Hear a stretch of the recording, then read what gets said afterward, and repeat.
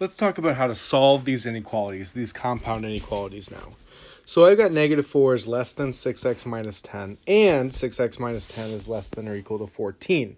So one way that I can do this is I can split this off into two inequalities. And when I split this off into two inequalities, I'm just going to solve these separately and then put their solutions together. All right, I could, in this first one, I'm going to add 10 to both sides. I'll get 6 is less than 6x, divide both sides by 6. I'll get x is less than, or x is bigger than 1, or 1 is less than x, depending on how you want to say it. Both are fine. In the second one, add 10 to both sides. You get 6x is less than or equal to 24. Divide by 6, x is less than or equal to 4. All right, and if I were to sandwich this together, I would get x in between 4 and 1. So that would be the solution then.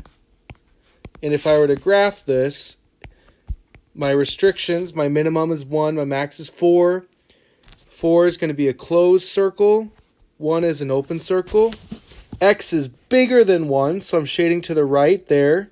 But x is also less than or equal to 4, so I'm going to stop there. I'm just going to shade that in-between region. Okay? So that's the method where we split it off and we solve two different inequalities. But if you'll notice, what we did was we applied the same steps in both of those inequalities. We added 10 and divided by 6. So another thing that we can do, instead of just splitting it off, I'm going to rewrite this real quick. Instead of splitting it off, just do the steps to both sides. So I could add 10 to all the sides, and that's going to give me 6 is less than 6x, which is less than or equal to 24. Then I divide both sides by 6, and that'll give me 1 less than x less than or equal to 4, which is exactly what we started with, or what we got by splitting it off into two different inequalities. So I don't really care which method you use. I think the purple, by splitting it off, helps keep your work a little bit organized. But if you're able to do all the steps when it's sitting in one compound and inequality, then by all means, do that. Okay? What about for B? What if it's an OR? Well, here I need to solve these two separately. So 3x plus 5 less than or equal to 11. Subtract both sides by 5. I'll get 3x less than or equal to 6. Divide by 3, x is less than or equal to 2.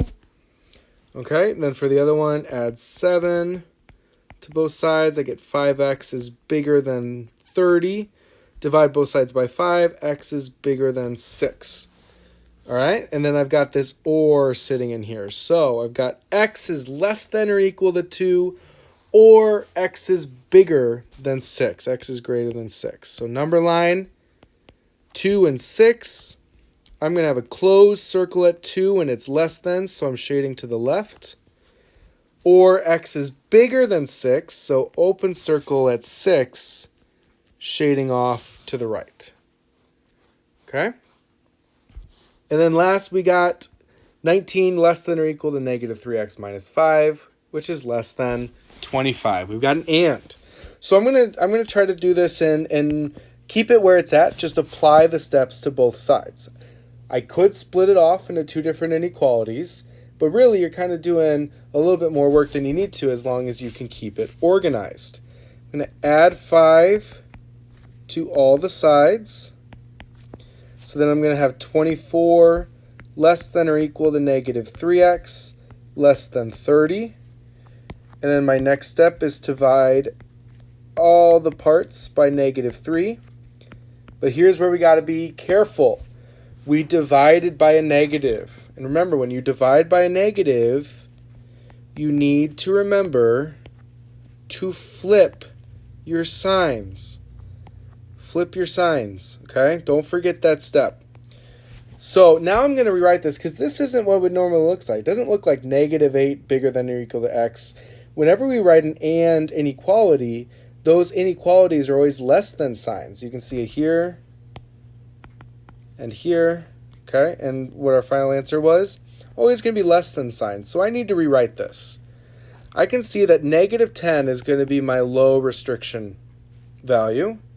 That's going to be less than or equal to x, and x is going to be less than or equal to negative 8. Oops, I noticed I made a mistake. Sorry, some of you guys probably caught this. I should not have equality with the negative 10. Okay? So double check to make sure that's fixed. That's fixed here and here. All right, so I rewrote that so that it goes from smallest number to biggest number. All right, then if I'm going to graph this, negative 10, negative 8. All right, got an open circle at negative 10, a closed circle at negative 8. And since it's and, remember we're shading the region in between them. Because x is bigger than negative 10, so we shade to the right, but x is less than or equal to negative 8, so we shade to the left, creating this region. All right? If you think that you're not going to be able to stay organized by doing everything from the beginning, please split it off into two different inequalities and then solve it from there. You're going to get the same answer. So you're just going to solve two separate things. You're going to see x is bigger than negative 10 and x is less than or equal to negative 8. And then you're just going to have to sandwich those together to get our solution inequality up here. Okay? Make sure you practice that. Let me know if you have any questions. Next video will be about applications of compound inequalities.